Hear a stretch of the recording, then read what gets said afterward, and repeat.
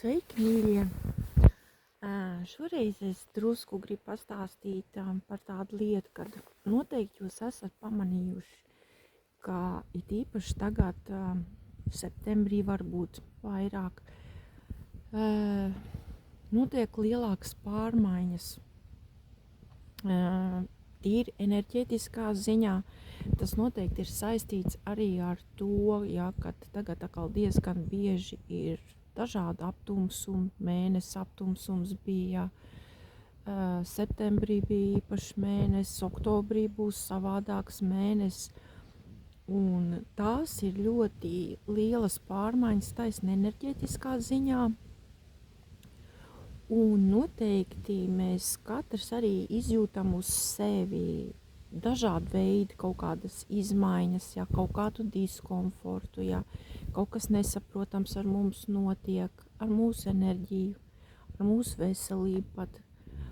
Varbūt tās rodās kaut kādas kaitas, kaut kas sāsinās, kaut kur kaut kas sāp. Un tas viss ir diezgan lielā mērā saistīts arī ar visām šīm pārmaiņām, jo tagad visas enerģētiskās pārmaiņas notiek arvien straujāk un straujāk. Un tas, protams, ietekmē arī mūsu cilvēkus. Gan emocionāli, gan psiholoģiski, pat fiziski, pat mūsu ķermenis izjūt kaut kādas nebūšanas, kaut kāda diskomforta, kaut kādas kaitas parādās, kaut kas nesaprotams, neizskaidrojams, un ejot pie ārsta nevar atrast, kas ir pa vainu, Viss šīs lietas diezgan lielā mērā var norakstīt arī uz to, ka ar mums un apkārt mums viss mainās enerģētiskā ziņā. Gan planēta, gan mēs cilvēki, un nāk ļoti augstas enerģijas, un tās tagad nāk nepārtraukti, un mūsu ķermeņi vienkārši pie tā pielāgojas. To var salīdzināt būtībā ar jebko jaunu, ko mēs, piemēram, dzīvē izmēģinām pirmo reizi, teiksim, kaut kādas tādas izteiktākas lietas, teiksim, Ja cilvēks, kas nekad nav bijis kalnos, pēkšņi kāp kalnā, kur ir retinātāks gaiss, arī mūsu ķermenis sāk reaģēt savādāk, var izraisīt kaut kādas, ķermeņa reakcijas var rasties, Tāpat arī, teiksim, neveltīgi kosmonautus, sagatavo pirms došanās kosmosā, kur ķermenim arī jāpielāgojas ir pie bezgaisa telpas, Un tieši līdzīgi varētu teikt arī notiek ar šīm jaunajām enerģijām, kad mums pie viņām ir jāpielāgojas, mums ir vajadzīgs laiks, un, protams, gan mūsu smalkie ķermeņi, gan psiholoģiski, gan emocionāli un fiziski, mēs pielāgojamies, mums vajadzīgs laiks ir, un mēs reaģējam uz to. Kurš vairāk, kurš mazāk, tas ir ļoti individuāli, tas ir atkarīgs arī, cik augstās vibrācijās šobrīd, kur ir zemākās, tiem varbūt ir grūtāk, vai, teiksim, kur ir vidējās, kur svārstās, notiek ļoti liels svārstības augšā lejā, kur jau ir augstākās, tiem varbūt tas viss vieglāk izpaužās, tas ir ļoti individuāli. Šoreiz es gribu piedāvāt vienu tādu mazu praksīti, tādu kā meditāciju, kas arī var palīdzēt mūsu pašdziedināšanās procesam, jo ļoti, ļoti daudz mēs arī varam paši paveikt. Un daudz ko var arī paveikt vienkārši, pēc iespējas noslēdzoties no apkārtējās vides, izolējoties, cik vien tas ir iespējams. Ļoti daudz laiku arī pavadīt laukā, pastaigās pie dabas, jo daba arī dziedina un uzsūc. Augi, koki izdala ne tikai skābekli, ko mēs ieelpojam, un uzsūc to, ko mēs izelpojam. viņi arī uzsūc tādu, varētu teikt, mūsu stresu, mūsu problēmas, mūsu iekšējās, kas mums iekšā ir sakrājies, ja. Apzināti elpojot, ja mēs fokusējamies uz savu elpošanu,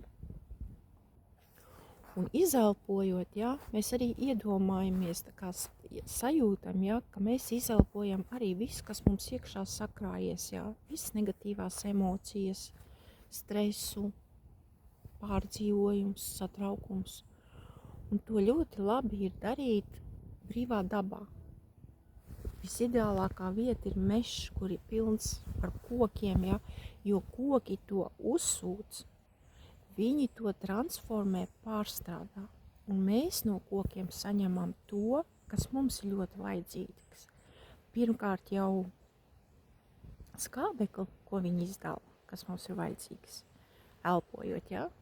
Un arī enerģetiskā ziņā, ja, viņi mums noņem to smagumu, viņi mūs dziedē, ja, dabā mēs jūtamies, mēs esam paši ar sevi, mēs relaksējamies, atpūšamies, ja, un pēc pastaigas noteikti jūtamies labāk. Arī tas, ka uzņemam daudz svaigu gaisu, ja, tas viss ir ļoti, ļoti svarīgi. Un tagad pievērsīsimies pie mazās praksītes, ko arī mēs varam veikt, kā mēs paši sev varam palīdzēt, kā mēs varam sevi aktivizēt tādu kā dziedināšanas procesu.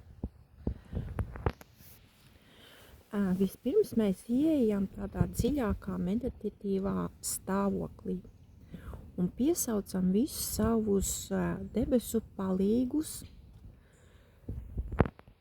Pēc tam mēs pieaicinām arī universālās plazmas enerģiju un lūdzam tai, lai saplūst ar mūsu enerģiju, kas pašlaik ar mums iedarbojās.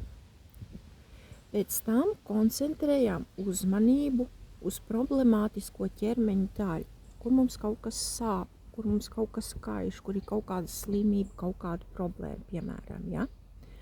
Un lūdzam šo apvienoto enerģiju pātrināt dziedināšanas procesu. Pat ja pārdzīvo kaitas sāsināšanās periodu. Ja? Jo šīs enerģijas, ja, savienojoties ar mums, miedarbojoties ar mūsu enerģijām, var arī mums palīdzēt dziedināt sāpīgās vietas, ja, kaut kādas ķermeņa daļas, kur ir kāda slimība vai kas. Lūdziet šo enerģiju un debesu palīgus, lai viss jums būtu pēc iespējas gludāk un nesāpīgāk. Ja, lai visi šie procesi notiktu pēc iespējas mierīgāk, pēc iespējas vieglāk, saudzīgāk, ja, pēc dievišķā plāna. Ja. Vēro, kas notiek, ieklausoties savās sajūtās. Neaizmirst pateikties saviem garīgajiem vadītājiem un dievišķajām enerģijām par palīdzību, ko dara tavā labā.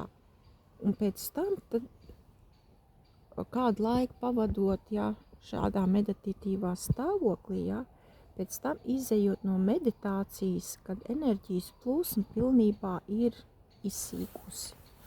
Un tā ir tāda ļoti maza vienkārša praksīte, maza meditācija, kā mēs paši sev arī varam palīdzēt, pieaicinot klāt mūsu garīgos palīgus, ja, mūsu sargeņģeļus, pavadoņus, kas arī spēj veikt dziedināšanas procesu, atvieglot, ja. Ir, protams, lietas, ko var izdziedināt, ir, ko var atvieglot, lai nav tik sāpīgi, lai nav tik izteikti, ja, tik sāsināti. Tā kā šad tad mēs sev varam palīdzēt arī šādā veidā, jo tā viss ir enerģija. Mēs esam enerģija un iedarbojoties ar augstāko spēku enerģijām, ja, mēs arī ļoti daudz ko varam paveikt sev labā, sev palīdzēt, sev dziedināt, palīdzēt sev atlapt no kaut kā, kaut ko atlaist. Jā, ļoti daudz ko var paveikt arī tādā veidā. Tā kā, tāds mazs ieteikums, ja gadījumā kādam tas palīdz un noder.